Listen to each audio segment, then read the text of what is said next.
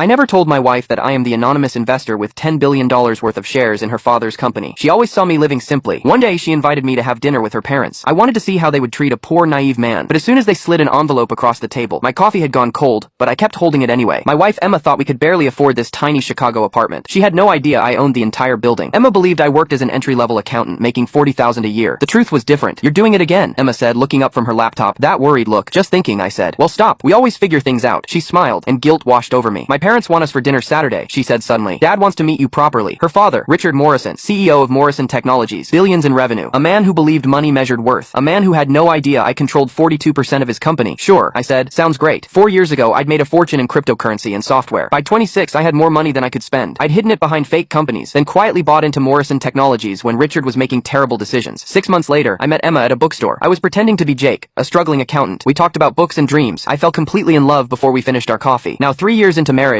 I was still lying, still testing everyone to see who they really were when they thought I had nothing. Saturday came. We drove north in our old Toyota to her parents' mansion in Lake Forest. Gates, perfect lawns, wealth everywhere. Emma's mother opened the door, perfectly dressed, smile not reaching her eyes. Emma, darling, and you must be Jake. Richard Morrison sat at the head of a massive dining table, gray-haired, suited even on Saturday. He smiled at Emma, then looked at me. The smile died. So, he said, shaking my hand too firmly, you're the accountant who married my daughter. Dinner was served by staff, multiple courses, expensive wine. Emma's mother made small talk. Richard just watched me. Finally, he leaned forward. Emma tells me you work entry level. Must be difficult supporting a family on that salary. We manage. Do you? My daughter lives in a tiny apartment, takes the bus, eats ramen. That's not managing. That's surviving. Dad, Emma said tightly, we're happy. Are you? Or just settling? Richard laughed bitterly. I built Morrison Technologies from nothing, sacrificed everything so my daughter would never struggle. He reached for an envelope on the sideboard, slid it across to me. Junior analyst position, $55,000 to start. Benefits. Take it. Prove you're willing to do what's necessary for my daughter. Emma's face went red. Dad, you can't. Let him answer. I opened the envelope, read the offer. $55,000. Richard Morrison's charity for the poor man who trapped his daughter. This was it. I pulled out my real phone, found what I needed, slid it to Richard. He read. His face changed. Confusion. Shock. Fear. This is internal Morrison correspondence. Board minutes. Information only the major shareholder would have. Yes, I said. I'm the anonymous investor who owns 42% of Morrison Technologies. For 4 years, every decision you've made needed my approval. That acquisition, I approved it. The R&D cuts, I blocked them. Your bonus during salary freezes, I killed it. Emma stared at me.